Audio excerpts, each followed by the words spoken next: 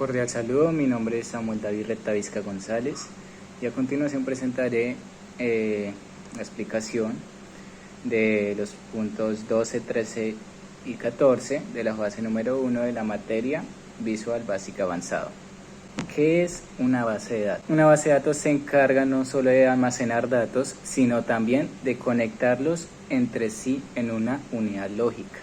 En términos generales, una base de datos es un conjunto de datos estructurados que permite a uno mismo contexto y en cuanto a su función se utiliza para administrar de forma electrónica grandes cantidades de información.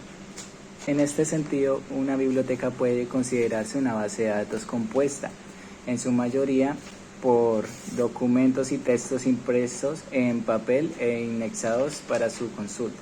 Actualmente, y debido al desarrollo tecnológico de campos como la informática y la electrónica, la mayoría de las bases de datos están en formato digital, siendo este un componente electrónico.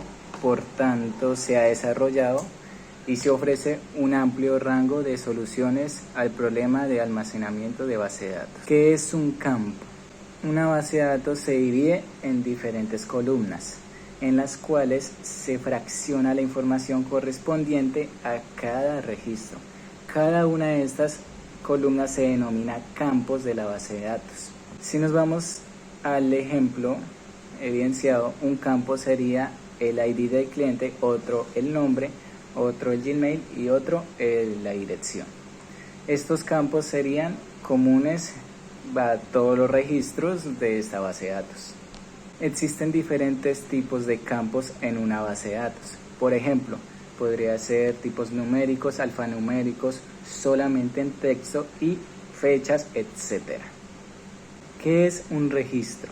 En informática o concretamente en el contexto de una base de datos relacional, un registro o también llamado fila representa un objeto único de datos implícitamente estructurados en una tabla.